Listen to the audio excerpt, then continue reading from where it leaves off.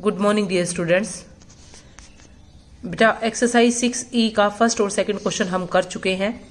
Question number 3 देखिए, find the HCF of the following numbers. आपको इनका HCF निकालना है, ठीक है। तो फर्स्ट क्वेश्चन में हमने जो क्वेश्चन किए थे उसमें हमने क्या किया था कि जो HCF निकाला था वो प्राइम फैक्टर मेथड से निकाला था। इसमें ये बोला हुआ था कि प्राइम फैक्टराइजेशन मेथड से आप करो। इसमें सिर्फ आपको ये बोला है कि आप HCF निकालो, तो इसमें आपकी अपनी मर्जी है।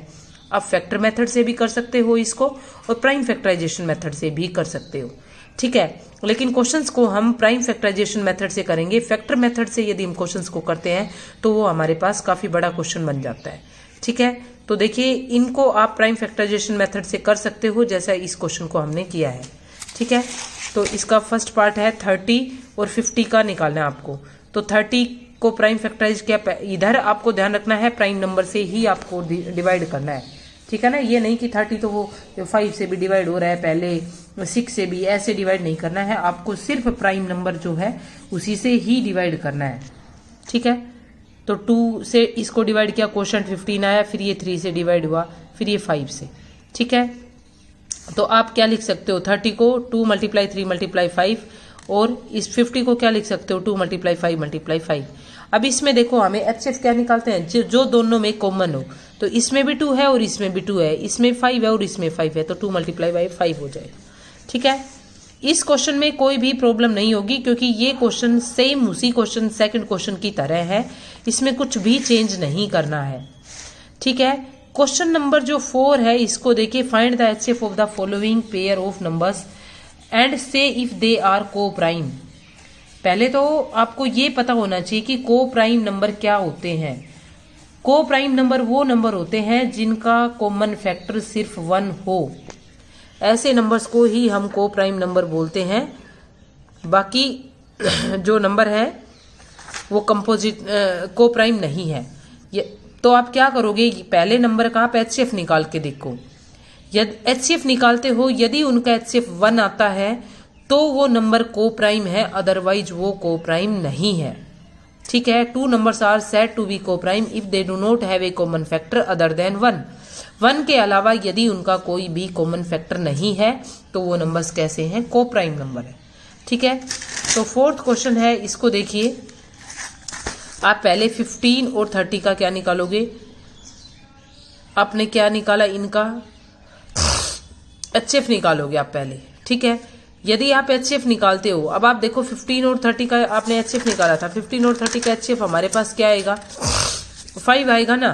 तो ये दोनों, क्योंकि इसका भी फैक्टर 3 है और इसका भी फैक्टर 3 है, ठीक है। तो दोनों, और इसमें भी 5 है, इसमें 5 है, तो 3 और 5 इसके कॉमन फैक्टर 1 के अलावा हो गए ना। तो ये नंबर कैसा है, को प्राइम नहीं है, ठीक है। उसके बाद 13 और 18 देखा, 13 तो पहले ही प्राइम नंबर है। प्राइम नंबर का यदि किसी भी नंबर के साथ यदि आप देखते हो तो उनका HCF हमेशा 1 ही आएगा। यदि एक नंबर प्राइम है और दूसरा कंपोजिट है तो उनका HCF तो बेटा 1 ही आएगा, ठीक है। तो वो को प्राइम नंबर ही रहेंगे। उसके बाद 17 और 34 है, तो इसमें हमें पता है 17 क्या है, हमारे पास प्राइम नंबर है, ठीक है। तो इसमें देखिए, नहीं ऐसा, इसमें 13 प्राइम था और ये इवन नंबर था, ठीक है। तो यहां तो हमने देखा कि इन दोनों का कॉमन फैक्टर सिर्फ 1 है, तो ये प्राइम को प्राइम आ गया।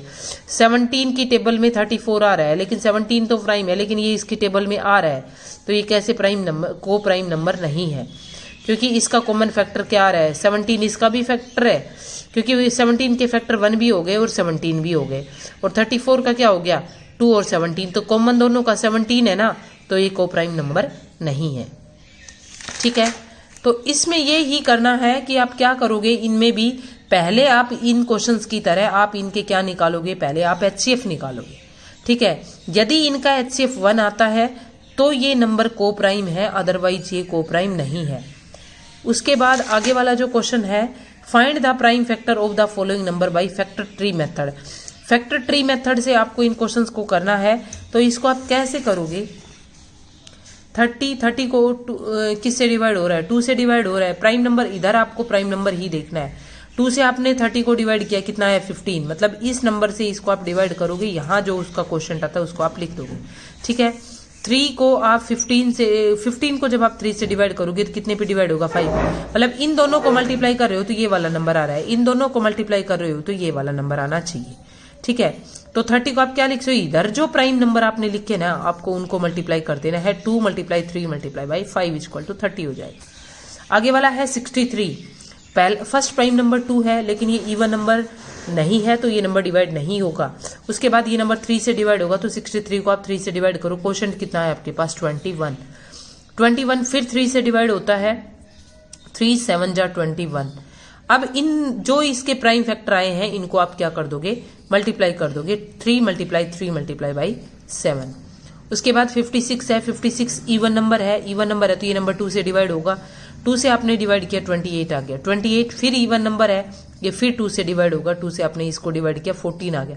मतलब इस 2 से 28 को जब आप डिवाइड करोगे तो क्वोशंट जो आता है वो इधर आपको लिखना है। मीन्स कि इन दोनों को जब आप मल्टीप्लाई करो तो ये वाला नंबर आना चाहिए आपके पास। 14 को जब आप 2 से डिवाइड करोगे तो क्वोशंट कितना आएगा 7 आएगा। तो इसके प्राइम फैक्टर क्या हो गए 2 × 2 × 2 × 7। नेक्स्ट 90 है, 90 इवन नंबर है, इवन नंबर 2 से डिवाइड होता है तो पहले आप इसको 2 से डिवाइड करोगे तो आपके पास क्या आ गया 45 आ गया। 45 इवन नंबर नहीं है, ये 2 से डिवाइड नहीं होगा। उसके बाद 2 के बाद हमारे पास नेक्स्ट प्राइम नंबर क्या है 3 है, तो आप इसको 3 से डिवाइड करके देखोगे। 3 से जब आपने इसको डिवाइड किया तो क्वोशंट कितना है आपके पास 15 आया। ठीक है, 15 फिर 3 से डिवाइड होता है, 3 × 5 = 15। तो 90 को आप क्या लिख सकते हो 2 × 3 × 3 × 5। ठीक है, इसके जो क्वेश्चन है इनको आप कर लेंगे। ये वाले जो दोनों क्वेश्चन है इसमें जैसे आपने सेकंड क्वेश्चन में HCF निकाला था उसी मेथड से आप HCF निकालोगे। और फोर्थ क्वेश्चन में HCF यदि 1 आता है तो वो नंबर को प्राइम है, अदरवाइज वो को प्राइम नहीं है। Thank you.